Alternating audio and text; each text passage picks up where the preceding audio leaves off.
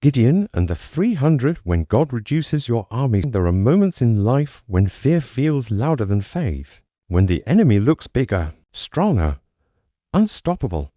For Israel, that moment lasted 7 long years. Every harvest season, the Midianites would come like a swarm of locusts. They stole crops. They took livestock. They left nothing behind. Families hid in caves. Fields stood empty.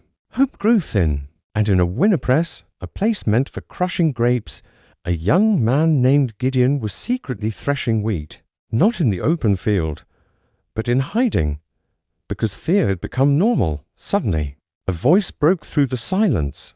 "The Lord is with you, mighty warrior." Mighty warrior? Gideon looked around. Was the angel speaking to someone else? He was the youngest in his family. From the weakest clan in Manasseh, there was nothing mighty about him. He wasn't leading an army. He was hiding from one. But God did not see Gideon as he saw himself. God saw who Gideon could become. Israel cried out for deliverance, and God chose the most unlikely man to lead it. At first, Gideon doubted. He asked for signs. He laid out a fleece. He needed reassurance, and God, in his patience, answered, because faith sometimes grows slowly. Soon, word spread. Gideon was gathering men. Thousands responded. 32,000 soldiers stood, ready. It looked impressive. But then God said something unexpected. You have too many men. Too many. The enemy filled the valley like sand on the shore. Yet God said the army was too large. Why? Because if Israel won with 32,000 men, they might say, we saved ourselves. So God reduced the army. Anyone who is afraid may go home. 22,000 left. Just like that. 10,000 remained. Still, God said, too many. So he gave Gideon a test at the river. The men knelt to drink water. Some buried their faces in the stream. Others scooped water with their hands. While staying alert, only 300 drank that way. 300.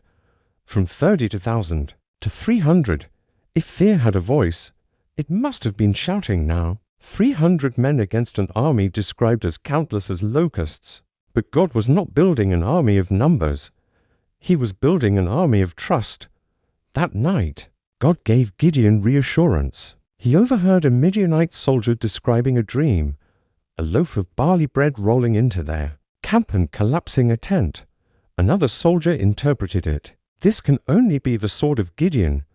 God has given Midian into his hand. Even the enemy sensed it. Victory had already been decided in heaven. Now came the strategy. Not swords, not spears. Each man carried a trumpet, a clay jar, and a torch hidden inside. At midnight, the 300 quietly surrounded the vast enemy camp. The valley slept. The enemy dreamed of victory. Then suddenly, crash! 300 jars shattered at once. Torches burst into flame. Trumpets blasted through the night. And the men shouted, "A sword for the Lord and for Gideon." From every direction, light and sound exploded into the darkness. The Midianites woke in terror. They saw flames on the hills. They heard hundreds of trumpets, the sound usually blown by entire military divisions. Confusion spread like wildfire. In the chaos, they turned their swords against one another. Panic became their enemy. Fear became their defeat. The massive army fled into the night, and not one Israelite sword had yet been raised. 300 men. No battle charge. No grand combat. Just obedience and faith.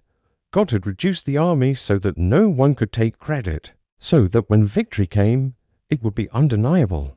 This was never about Gideon's strength. It was about God's power. Sometimes we ask God to increase our resources, increase our support, increase our security.